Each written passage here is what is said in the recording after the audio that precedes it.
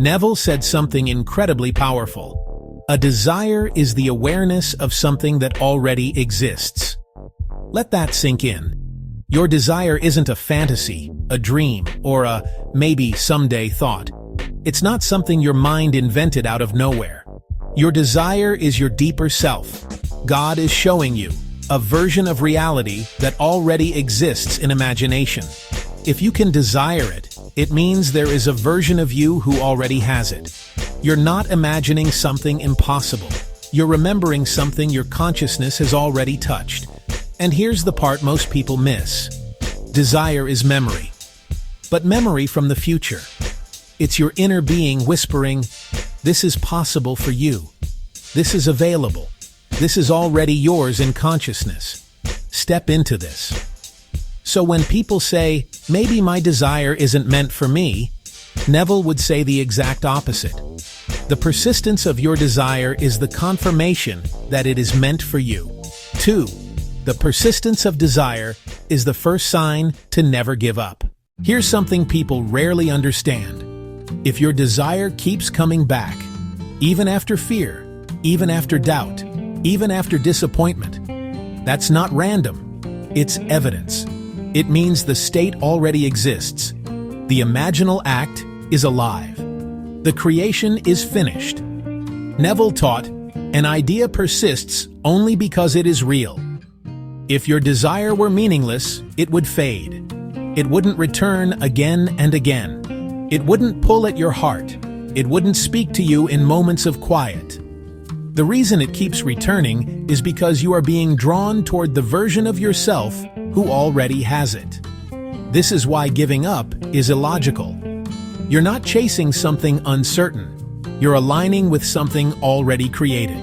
Your job is simply to accept it, to occupy the state of the wish fulfilled, to live from the end, to feel the reality of it, instead of waiting for the external world to confirm it for you. 3. Why giving up makes no sense. The movie analogy. Here's a modern analogy that perfectly explains this.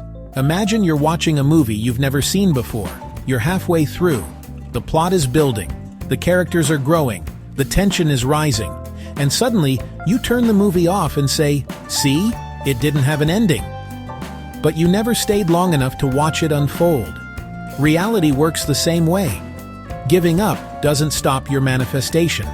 It just stops you from reaching the moment where the unseen becomes seen. Your desire already has an ending. The scene already exists. The version of you who has your desire, they already exist in imagination. You're simply walking through the middle of the movie, and quitting halfway doesn't mean the ending wasn't there. It only means you didn't reach it. 4. The outer world is always the last to change. This is the part where most people get discouraged. They look at the physical world and think, nothing's happening, nothing is moving. Maybe I'm doing something wrong. But Neville said, the world is a delayed echo of imagination. That means your outer world is always behind your inner world. It shows you your past assumptions, not your current ones. Think of planting a seed. You don't plant a seed and then keep digging it up every day to check if it's growing. You trust the process. You know roots grow before leaves appear. The invisible work happens before the visible results. Manifestation is the same. The moment you assume the feeling of the wish fulfilled, the rearrangement begins instantly. But you don't see it immediately. People, opportunities, timing, ideas, meetings, coincidences. All the pieces start moving behind the curtain. Just because you can't see the movement yet doesn't mean nothing is happening. The seed is growing roots before you ever see the first sprout. 5. You only experience delay when you walk away from the end. Delay doesn't happen because you're unworthy. Delay doesn't happen because the universe is testing you. Delay doesn't happen because the desire is blocked. Delay happens because you mentally move out of the state. When you drift into fear, doubt, overthinking. Maybe this isn't meant for me. I don't see any evidence. It's been too long. You step out of the state where the desire is already yours. But here's the beautiful part. The state doesn't vanish. The version of you who has your desire doesn't disappear. You can step back into it at any time. Neville said, "You cannot fail unless you quit." Not because quitting makes the desire impossible, but because quitting pulls you out of the end, the only place the desire exists for you.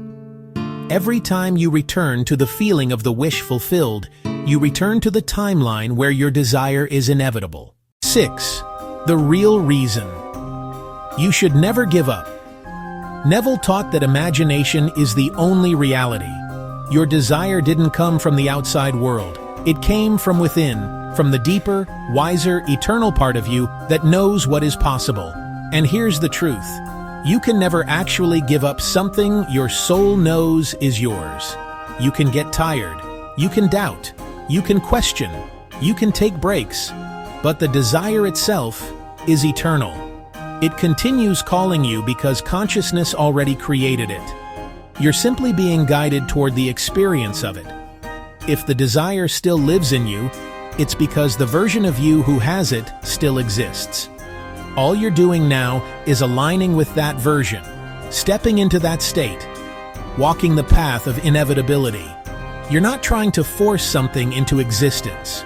You're allowing what already exists in consciousness to crystallize into physical reality. So don't give up. Not because you must fight. Not because you must push. Not because you must work harder. But because giving up is walking away from something that is already yours. Your only real job is to persist in the assumption, to live from the end until the outer world catches up. And it will, because it has no choice. So when you feel discouraged, when doubt creeps in, when the wait feels long, remember this. Your desire is not a coincidence. It's not random. It's not a mistake. It is a future memory trying to become your present reality. All you're doing now is walking toward the ending that has already been written.